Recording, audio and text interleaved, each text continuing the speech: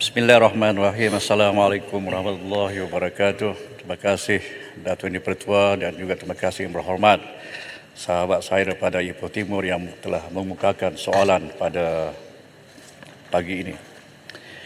Pusat Serantau Asia Tenggara bagi Mencegah Keganasan atau ringkasnya Siasat, SEARCCT, Siasat, berfungsi sebagai sebuah pusat latihan dan penyelidikan dalam bidang pencegahan keganasan. Justru keberkesanan siasat boleh dilihat menerusi peranannya dalam melaksanakan program-program latihan dan bina upaya, di samping terlibat dengan aktiviti penyelidikan, kesedaran awam serta pencegahan radikalisasi secara dalam talian menerusi penghasilan dan penyebaran naratif balas atau dengan naratif positif dengan izin digital counter messaging. Bagi tempoh Januari 2018 hingga Ogos 2023, Siasat telah melaksanakan 116 program yang memberi manfaat kepada 4,886 orang peserta daripada pelbagai kumpulan sasar seperti pegawai-pegawai kerajaan, penguatkuasa undang-undang dan masyarakat awam, termasuklah ahli akademik, golongan belia, pelajar universiti dan organisasi masyarakat sivil dengan izin Civil Society Organizations, CSOs, dari dalam dan luar negara.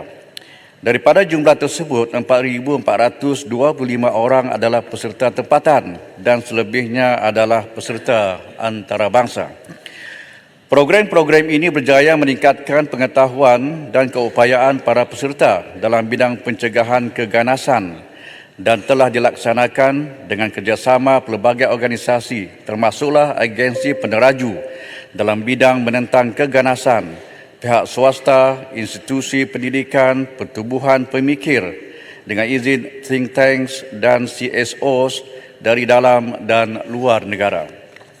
Siasat juga telah memperkenalkan program syarahan bersiri University Lecture Series ULS yang bertujuan membina dengan izin mental firewall dalam kalangan pelajar IPTA dan IPTS agar mereka tidak mudah terpengaruh dengan ideologi ekstremisme ganas. Selain itu, bengkel-bengkel khusus turut dianjurkan dengan menggunakan pendekatan rentas bidang seperti sukan bola keranjang, futsal, e-gaming dan seni sebagai wadah yang dapat memberi kesedaran dan membina kemahiran pencegahan ekstremisme ganas. Siasat juga telah melaksanakan kempen-kempen naratif positif yang memfokuskan nilai-nilai murni seperti perpaduan, belas kasihan dan toleransi sekaligus meningkatkan daya tahan digital, komuniti dan dalam media sosial, terutamanya Facebook pada 2019 hingga Disember 2022 dan diperluaskan kepada aplikasi Instagram, Twitter dan YouTube sejak 2019 dan TikTok dan Discord sejak 2022. Pada tahun ini, Siasat telah meraihkan ulang tahun ke-20 penubuhannya dengan izin dengan penganjuran Siasat International Conference yang bertemakan dengan izin Building Digital Resilience in Preventing and Countering Violent Extremism serta satu program belia iaitu Bengkel Serantau Sharing Together for Online Resilience Among Youth pada bulan Jun 2023. Siasat akan terus menggiatkan usaha-usaha untuk merancang dan melaksanakan program yang sentiasa peka terhadap arus perkembangan agar menjadi sebuah pusat latihan dan penyelidikan dalam bidang pencegahan keganasan. Usaha-usaha yang ini akan terus kita libatkan semua pihak atau pendekatan dengan izin Whole of Government and Whole of Society approaches. Sekian dan terima kasih. Soalan tambahan yang berhormat. Terima kasih Dimana Speaker. Jawapan mantap, menyeluruh dan mendalam. Namun saya mohon sedikit tambahan maklumat lah berkenaan dengan tadi disebutkan dan disenaraikan banyak program-program yang bersifat violent extremism. Saya nak mohon Yang Berhormat Timbalan Menteri untuk memberi sedikit huraian tentang secara spesifik program-program apa yang memang untuk menangani dan mendalami isu-isu violent extremism dan juga sama ada pihak kementerian berhasrat untuk menambah penjawatan dan juga secara khususnya penyelidik dan researchers dengan izin berkenaan dengan non-violent extremism atau political extremism. Sebab isu ni non-NVE dengan political extremism semakin membiak dalam masyarakat kita. Sekian. Silakan Yang Berhormat Menteri. Terima kasih Yang Berhormat Ipoh Timur. Memang banyak program-program yang telah pun dianjurkan oleh siasat. Antaranya kalau saya boleh tambah lagi sebagaimana Yang Berhormat minta tadi ialah kita juga mengadakan bengkel kimia, biologi, radiologi, nuklear dan bahan letupan. Terrorism Awareness and Medical Emergency Consequence Management Workshop. Kenapa kita buat program ini, Datuk Speaker? Ialah kita ingin memberikan bimbingan, latihan kepada para pegawai kita bagaimana untuk mengendalikan on medical emergency yang berkaitan dengan bahan letupan, kimia dan sebagainya. Ini penting.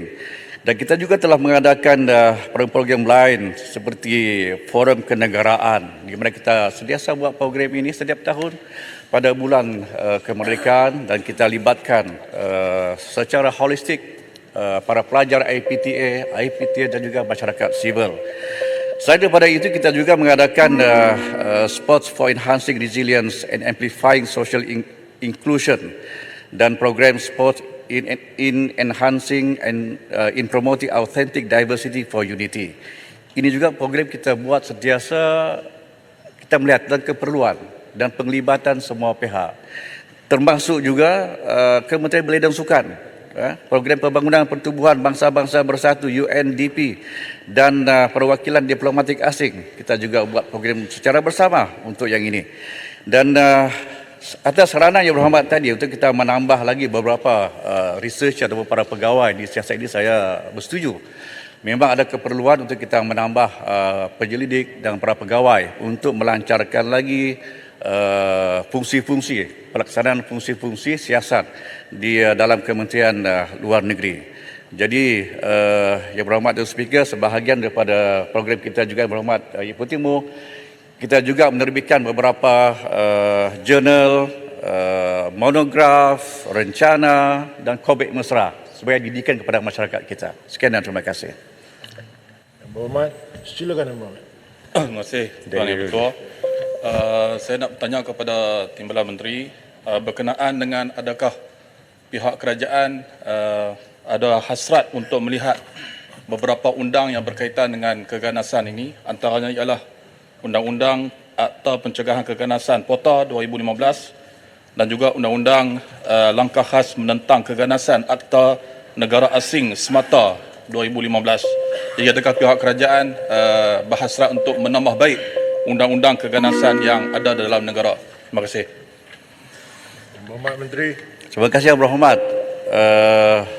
Kita melihat tentang keperluan itu dan Kementerian Luar Negeri akan sentiasa facilitate untuk memudahkan mana-mana agensi kerajaan yang terlibat. Dalam akta-akta yang disebutkan oleh Yang Berhormat tadi itu adalah akta di bawah agensi atau kementerian yang lain seperti MKN ataupun KDN. Tetapi jika ini diperlukan, kita sentiasa memberikan input, pandangan dan nasihat kepada mana-mana kementerian yang ingin menambah baik ataupun meminda barangkali tentang akta-akta yang sedia ada. Terima kasih.